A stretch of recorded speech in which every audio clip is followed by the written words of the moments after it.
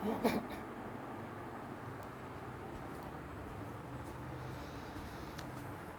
बच्चों, मेरा इस चैनल में आप सबका स्वागत है। आज हम लोग इस सेशन में पढ़ेंगे बच्चों बाइनोमियल थ्योरम के बारे में। बाइनोमियल थ्योरम बोर्ड के लिए भी और कंपटीशन के लिए भी काफ़ी इम्पोर्टेंट चैप्टर है। तो आइए हम लोग देखते हैं ये बाइनोमियल थ्योरम क्या होता है।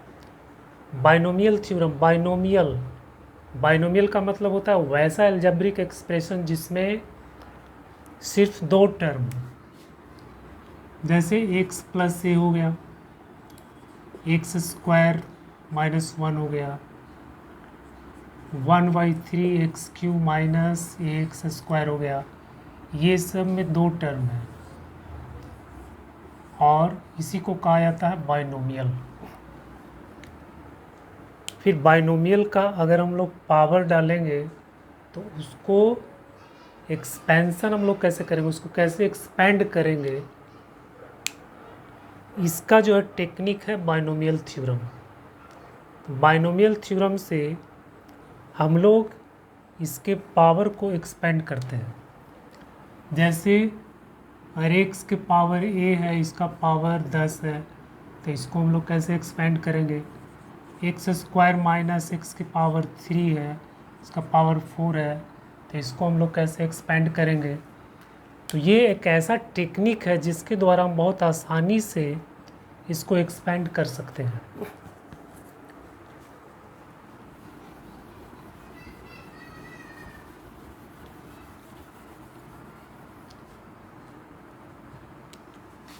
तो आइए देखते हैं बाइनोमियल थ्योरम होता क्या है।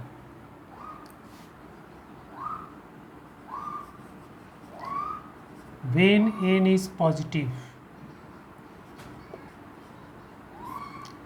जब n पॉजिटिव हो, x to the power a का पावर n, इसको एक्सपेंड करने के लिए हम लोग NC0 x to the power n a to the power 0 plus NC1 x to power n minus 1 a to the power 1 plus NC2 x power n minus 2 a की power 2 plus dot dot plus NCn x to power 0 a to the power n। बच्चों इसी को कहा जाता है binomial theorem. ये x plus a to the power n है। अब इसको हम लोग इस तरह से एक्सपेंड करते हैं। तो इसको एक्सपेंड करने के लिए इसको रटना नहीं है, इसका तरीका है, उसको जब हम लोग याद रखेंगे तो उससे बहुत आसानी से, चाहे जितना भी पावर चाहे जितना भी बड़ा हो, हम लोग उसको आसानी से एक्सपेंड कर सकते हैं। बट यहाँ पे एन क्या होता है, पॉजिटिव होना चाहिए। ये पॉजिटिव नंबर के लिए ये एक्सपेंशन एप्लीकेबल है। तो सबसे पहले हम लोग क्या करेंगे बच्चों, NC0 हम लोग 0 से स्टार्ट करेंगे। ये जो C है कॉम्बिनेशन है ना, कॉम्बिनेशन परमुटेशन आपने पढ़ा हो, कॉम्बिनेशन परमुटेशन में NC0 है, फिर NC1 है, NC2 है, NCn है। यानी 0 से स्टार्ट करना है। 0 1 2 3 4 5 6 और लास्ट कहाँ हो जाएगा, n तक, NCn तक। अब इसका जो फर्स्ट टर्म है x, ये फर्स्ट टर्म को यहाँ पे लिखेंगे और इसका डिफरेंस n और 0 का डिफरेंस यहाँ पे लिखेंगे। इसका पावर जो होगा, x का जो पावर होगा वो n और 0 का डिफरेंस हो जाएगा। फिर सेकेंड टर्म है a, तो a का जो पावर होगा वो ये 0 को हम लोग यहाँ लिखेंगे। यानी यहाँ जो भी नंबर आएगा वो इसका पावर हो जाएगा। ये फर्स्ट टर्म हो गया। सेकेंड टर्म में NC1 अब x to the power, x का जो पावर होगा इसका डिफरेंस होगा, यानी एन और 1 का डिफरेंस n-1 हो गया। फिर ए का ये जो नंबर है 1, ठीक है, इस नंबर को यहाँ लिख देंगे, इसका पावर हो गया NC2। तो NC2 में क्या करेंगे, x है, इसका डिफरेंस x का पावर x में n-2 हो गया, और यहाँ ये जो नंबर 2 है ये नंबर a का पावर बन जाएगा। इसी तरह से हम बढ़ते जाएंगे, फिर लास्ट में NCn हो गया, फिर x का पावर क्या हो जाएगा, n और n का डिफरेंस 0 हो गया, और ये जो नंबर n है वो a का पावर बन जाएगा। यही तरीका है जो इसको याद रखना है कि x का जो पावर है वो घटते जा रहा है, n-1 n-2 और लास्ट में 0, और a का जो पावर है वो बढ़ते जा रहा है, 0 1 2 और लास्ट में n। तो जो फर्स्ट टर्म है उसका पावर घटेगा, और जो सेकंड टर्म है उसका पावर क्या होगा, बढ़ेगा। अब ये दोनों का जो सम है, ये दोनों का सम, यानी इसका सम, इसका सम इसके बराबर होना चाहिए। ये नंबर जो है ना पावर इसके बराबर होना चाहिए। x और a का जो पावर का सम है वो इसके बराबर होना चाहिए। जैसे एग्जाम्पल के लिए हम लोग से x to the power a 2 के पावर 10 है, इसको हमको एक्सपेंड करना है, तो फर्स्ट टर्म बनेगा 10C0, फिर यहाँ पे x है तो x लिखेंगे, और इसका डिफरेंस 10 और 0 का डिफरेंस यहाँ पे 10 आ गया, फिर 2 लिखेंगे तो ये 0 है, ये वाला नंबर इसका पावर बनेगा, प्लस सेकेंड टर्म लिखेंगे NC2, तो यहाँ जो फर्स्ट टर्म है x और ये दोनों का डिफरेंस यहाँ हो जाएगा, और ये 2 का पावर, ये जो नंबर 2 है ये नंबर यहाँ इसका पावर बन जाएगा। फिर लिखेंगे NC3 x पावर n-3, और यहाँ हो जाएगा 2 के पावर 3, प्लस फिर यहाँ हो जाएगा 10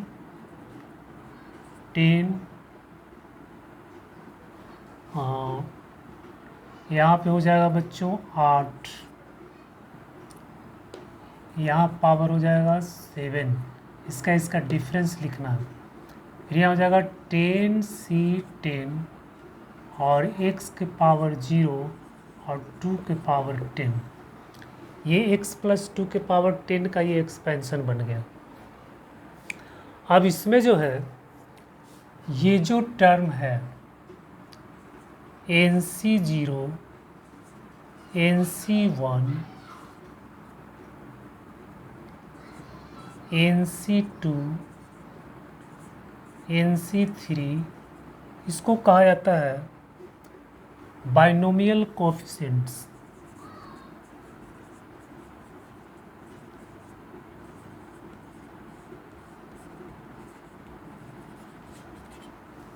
ये बाइनोमियल कोएफिशिएंट्स हो गया।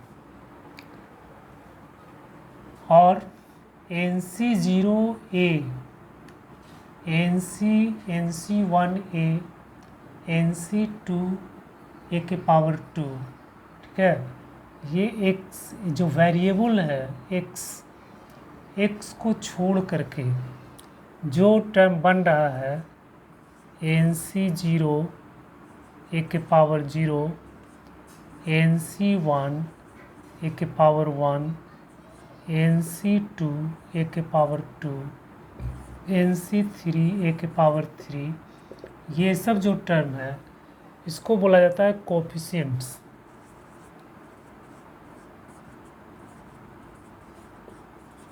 ये कोएफिशिएंट्स हो गया। और ये जो पूरा है इसको बोलते हैं टर्म। तो ये टर्म्स हो गया, इसको बोलेंगे बाइनोमियल कोएफिशिएंट्स।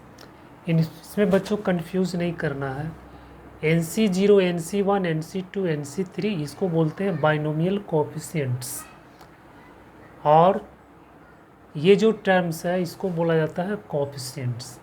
तो ये बाइनोमियल कोएफिशिएंट्स हो गया, ये कोएफिशिएंट्स हो गया।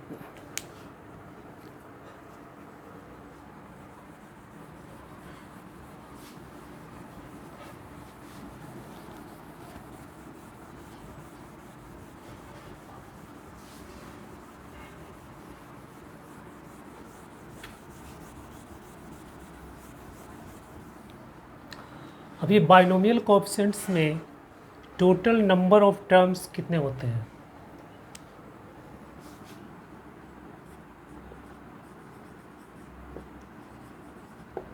Total number of terms in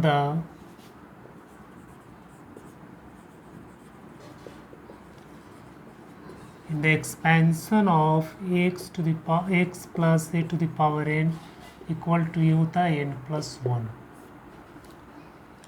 इसमें बच्चों टोटल नंबर्स ऑफ टर्म्स होता है n+1।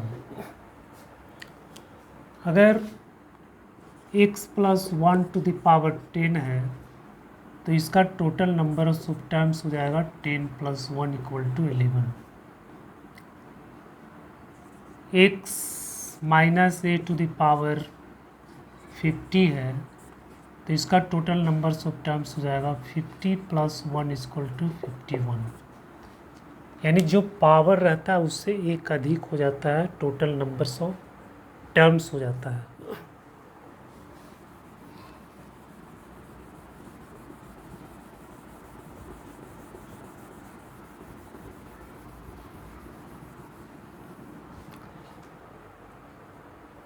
अब general term,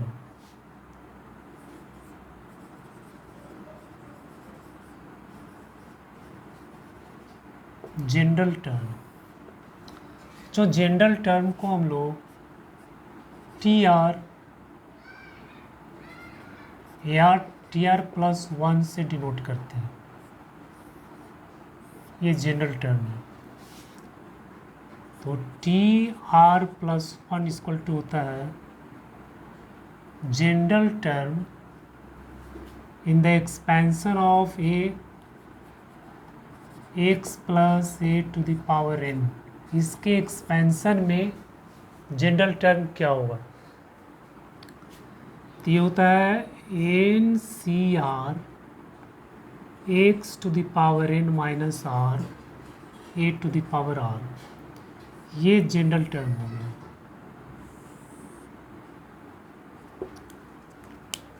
x plus a to the power n, इसके एक्सपेंशन में जो जनरल टर्म होता है वो TR+1 equal to NCR x to the power n minus r a to the power r होता है।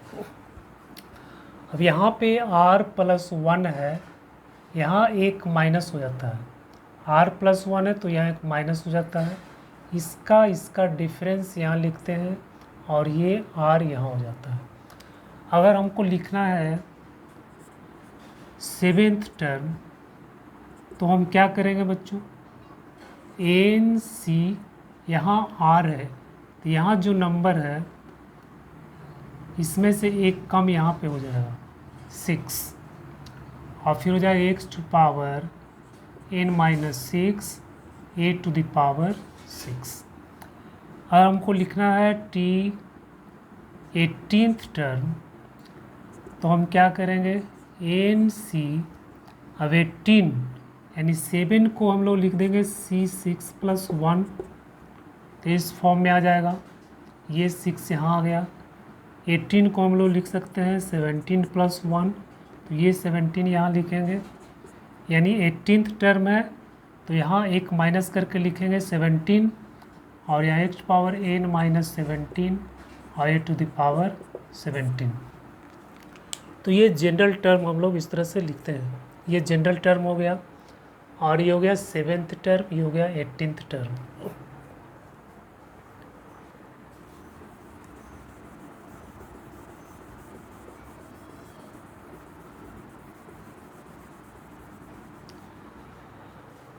यदि हम टी आर प्लस वन नहीं लिख कर टी आर लिखना चाहते हैं, टी आर जनरल टर्म को अगर हम टी आर लिखेंगे तो एन सी यहाँ एक माइनस होगा तो आर माइनस वन हो जाएगा, इसका पावर हो जाएगा इसका difference n minus r plus one, और इसका पावर हो जाएगा n minus r minus one.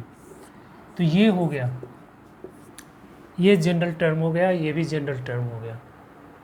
पर सुविधा की दृष्टि से ये ठीक है बच्चों, इसको हम लोग आसानी से यूज़ कर सकते हैं, n c r x to power n minus r a to power r, ये दोनों सही है। जनरल टर्म के रूप में हम लोग दोनों का प्रयोग कर सकते हैं।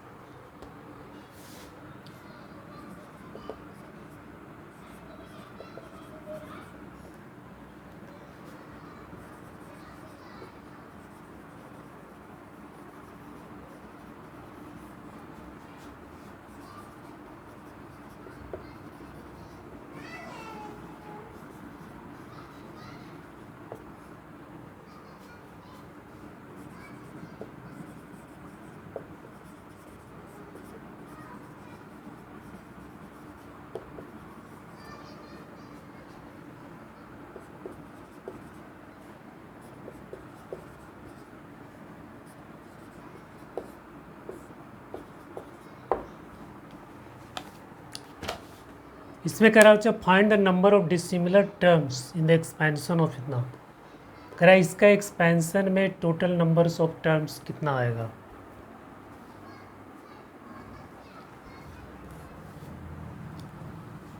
तो 1 minus three x plus three x square minus x cube है। सबसे पहले हम लोग इसको बाइनोमियल में चेंज करते हैं, यानी टू टर्म्स में इसको बदलेंगे। ये बच्चों साफ दिख रहा है कि ये ए माइनस बी के होल क्यूब का फॉर्मूला इसमें लगा हुआ है। तो हम लोग इसको लिखेंगे 1 minus three x plus three x square minus x cube to the power 33 है, और ये A cube minus three A square B plus three A B square के ये फॉर्मूला में लगा हुआ है। ए माइनस बी का होल क्यूब का formula A cube minus three A square B plus three A B square minus B cube. तो इस फॉर्मूला को हम लिखेंगे ए माइनस बी का होल क्यूब, तो यहाँ हो जाएगा 1 माइनस एक्स की पावर 3, और ये पावर 3 हो गया तो 1 माइनस एक्स के पावर 99। तो अब ये बाइनोमियल में चेंज हो गया, टू टर्म्स में बदल गया। इसका पावर 99 है, तो अभी हम लोग देखा था कि इसका जो है टोटल नंबर्स ऑफ टर्म्स कितना होगा, एक अधिक होगा 100, तो डिसिमिलर टर्म्स की संख्या कितना हो जाएगा 100। तो number of dissimilar terms equal to 99 plus 1 equal to 100, ये आंसर आ गया।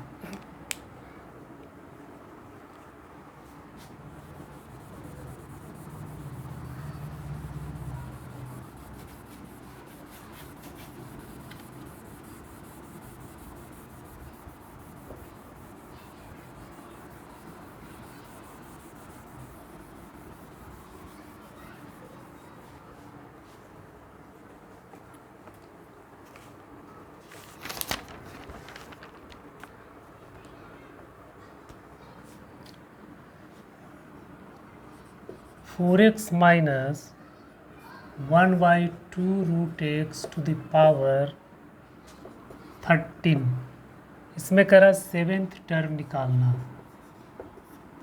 बच्चों इसका कह रहा है सेवेंथ टर्म निकालना। तो सेवेंथ टर्म क्या हो जाएगा, T7। अभी हम लोग पढ़ा था ये TR+1, इसका जनरल टर्म होता है NCR पावर n-r a के पावर r।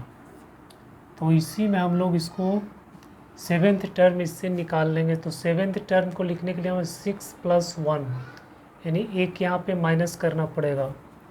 तो ये हो जाएगा 13C6 और फर्स्ट टर्म इसका ये है 4x⁴, और इसका डिफरेंस जो इसका पावर बनेगा तो ये हो जाएगा 7, और ये सेकेंड टर्म है -1/2√x, इसका पावर क्या हो जाएगा 6। चूँकि एक्सपेंशन में हम लोग x + a⁴n का एक्सपेंशन है, और इसमें a अगर माइनस है तो माइनस के साथ इसको यूज करेंगे। यहाँ माइनस है तो a को हम लोग -1/2√x लिखेंगे। यह 13C6 4⁷ हो गया, x⁴ हो गया, इसमें से माइनस निकाल लेंगे, पावर 6 हो गया। फिर यहाँ हो जाएगा 1/2⁶, और ये है √x के पावर 6 करेंगे तो x का पावर 3 हो जाएगा। 13C6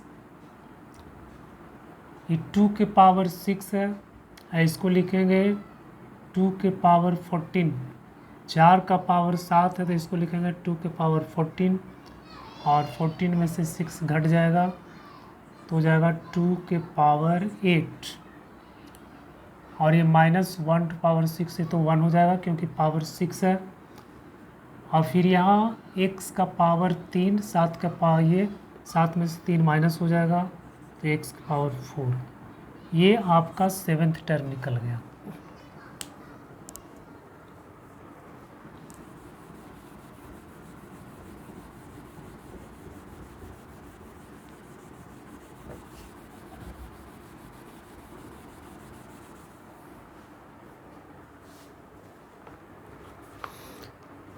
फिर दूसरा क्वेश्चन है, तीसरा क्वेश्चन है बच्चों कि x के स्क्वायर -1/x⁴ 10 के x⁸ का कोफिशिएंट बताना। अगर हमको seventh term, eighth term, ninth term, 10 terms निकालना है, जैसे 10 टर्म्स निकालना है तो हम लोग T10 निकाल देंगे, 8वां टर्म 8 टर्म्स निकालना है तो 8 निकाल देंगे। अगर कोफिशिएंट निकालने के लिए बोलेगा x⁸, किसी भी x का किसी पावर का अगर कोफिशिएंट निकालने के लिए बोलेगा तो हम इसका पहले जनरल टर्म लिखेंगे। पहले क्या लिखेंगे, जनरल टर्म। इसका जनरल टर्म लिखेंगे TR+1, जनरल टर्म हो गया TR+1, ये होता है NCR। फिर यहाँ 10 है तो 10 लिखेंगे 10CR x², इसका पावर हो जाएगा 10 -r या -1/x, इसका पावर हो जाएगा x। ये इसका जनरल टर्म हो गया TR+1 10CR। फर्स्ट टर्म ये हो गया, इसका पावर क्या होगा 10 और r का ये डिफरेंस हो जाएगा।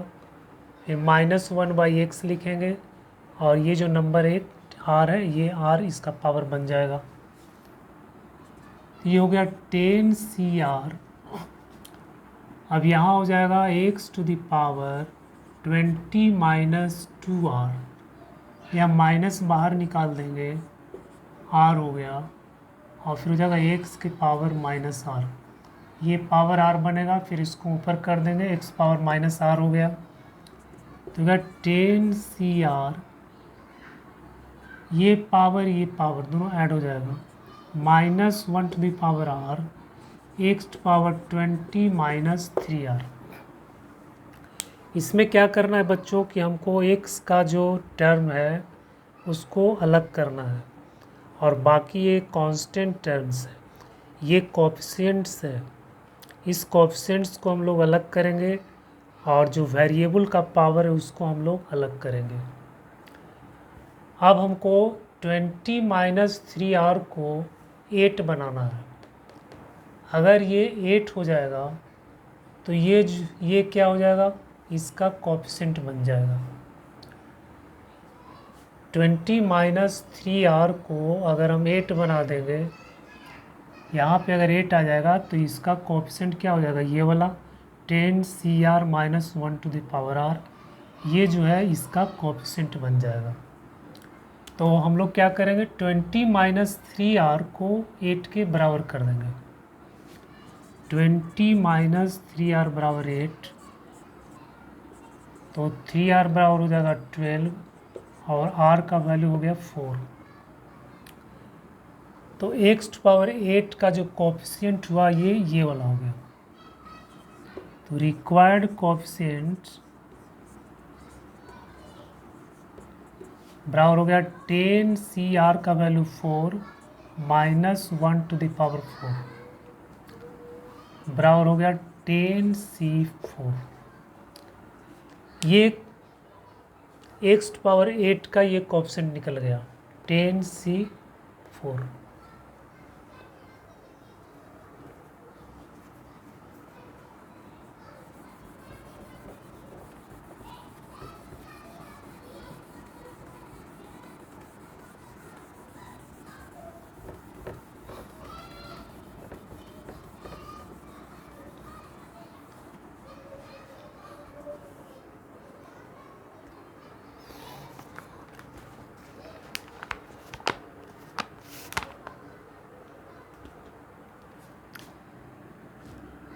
थ्री बाई टू, इसमें एक क्वेश्चन है, find the term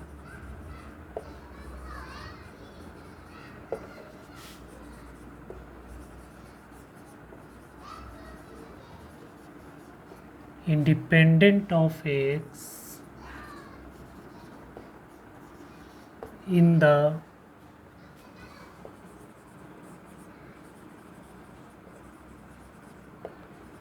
expansion of 3 by 2x square minus 1 by 3x to the power 9।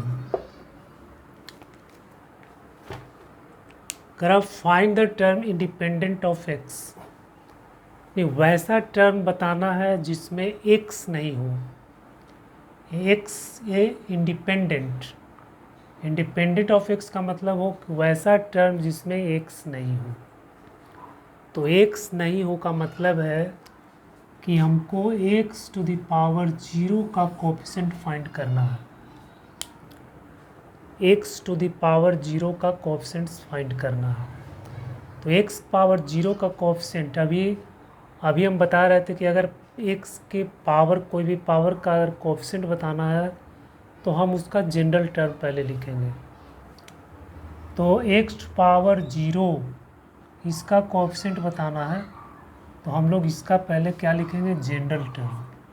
तो tr + 1 = 9cr 3/2x², ये फर्स्ट टर्म, इसका पावर 9 - r हो जाएगा।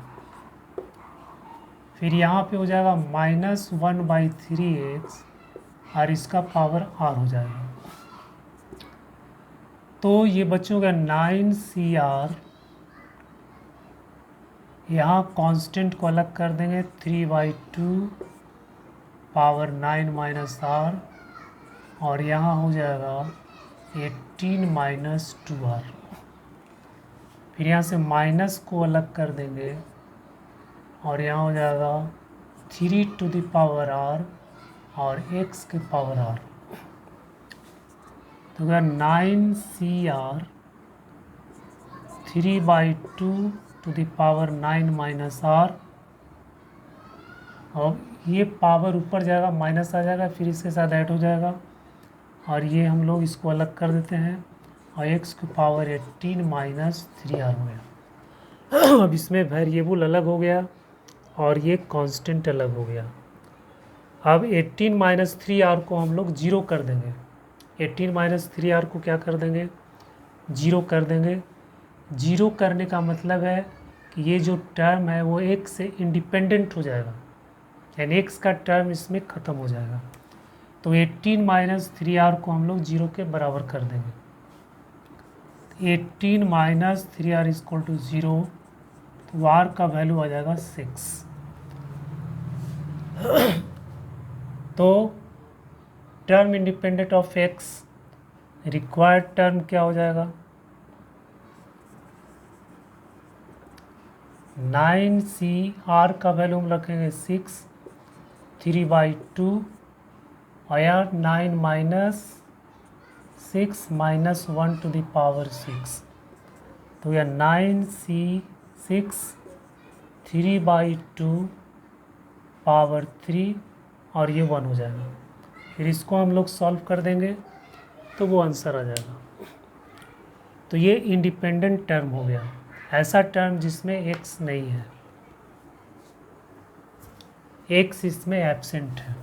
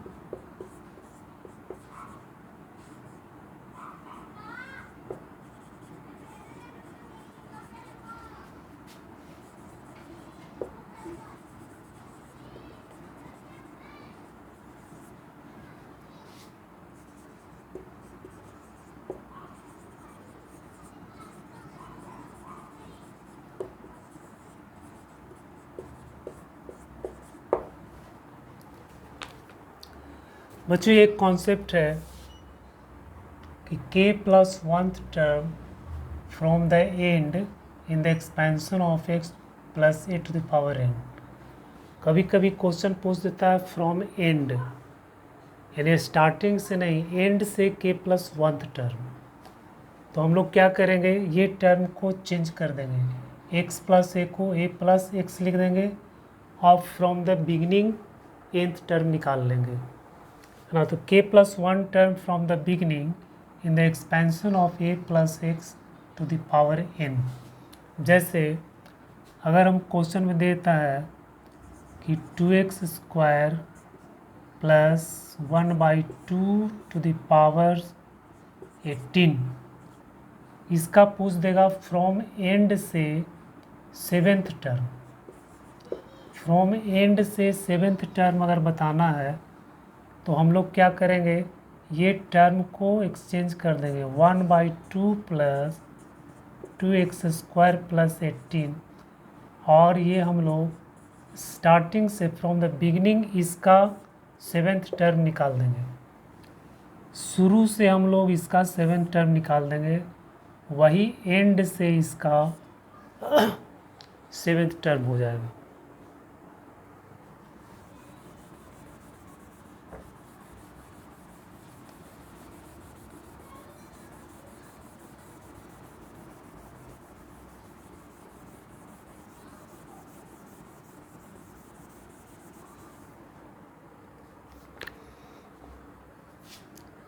X cube by 2 minus 2 by x square to the power 7, fourth term from the end. इसका fourth term हमको निकालना है, T4 from the end, from the end. ये जो एक्सप्रेशन है इसका fourth term from the end निकालना है। तो अभी मैंने बताया, क्या बताया, इसको हम लोग चेंज कर देंगे और बिगिनिंग से फोर्थ टर्म निकाल देंगे। तो ये हो जाएगा -2/x² प्लस x³ 2 और टू दी पावर 7। ये -2x² को हम इधर ले आएंगे, फर्स्ट टर्म बना देंगे, इसको सेकेंड टर्म बना देंगे और इसके बाद हम लोग फ्रॉम बिगिनिंग से फोर्थ टर्म निकाल देंगे, वही एंड से फोर्थ टर्म हो जाएगा। तो हो जाएगा T4 इक्वल टू 7C3, यहाँ 4 एक माइनस कर देंगे, फर्स्ट टर्म इसका ये बन गया -2x² टू द पावर 4 और x/2 टू द पावर 3। ये जो टर्म बना बच्चों, यही आपका एंड से फोर्थ टर्म यही हो जाएगा। ये बिगिनिंग से फोर्थ टर्म हो गया इसका, एंड से फोर्थ टर्म इसका हो गया, एंड से फोर्थ टर्म ये हो गया और इसका जो हो गया बिगिनिंग से फोर्थ टर्म ये हो गया। तो बिगिनिंग से इसका जो फोर्थ टर्म है वही इसका एंड से फोर्थ टर्म हो गया। तो इसमें कुछ नहीं करना है, बस सिर्फ इसको बदल देना है और हम लोग ये फॉर्मूला यूज़ कर देना है। तो वही आपका एंड से टर्म्स निकल जाएगा।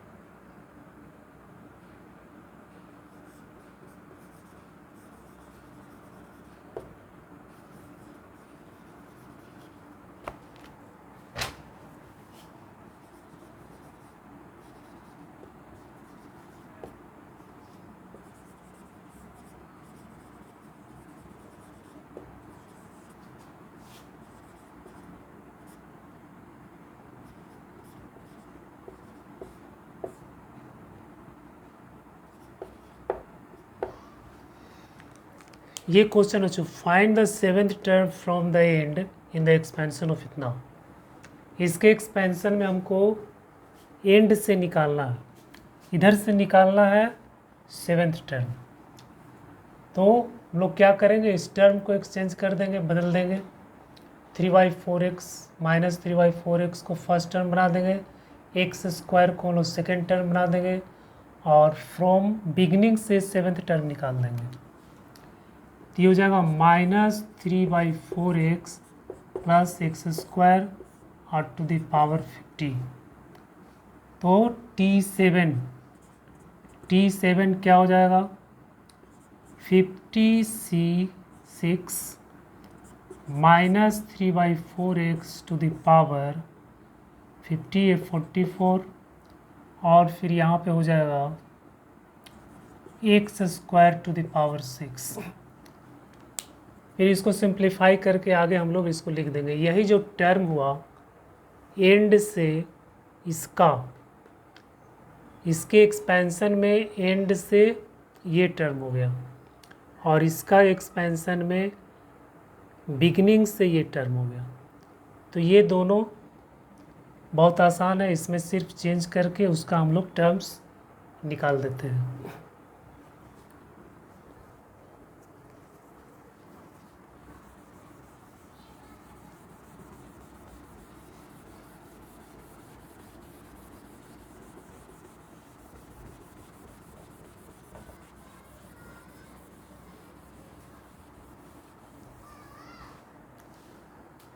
तो बच्चों आज के इस सेशन में हम लोग बाइनोमियल थ्योरम, उसमें कितना नंबर ऑफ टर्म्स होता है उसको देखा, और उसके बाद हम लोग कुछ प्रॉब्लम्स को इसमें सॉल्व किया। तो अगर ये बाइनोमियल थ्योरम बच्चों आप लोग को अगर समझ में आया होगा तो इसको आप लोग लाइक कीजिएगा, सब्सक्राइब कीजिए और कमेंट कीजिएगा।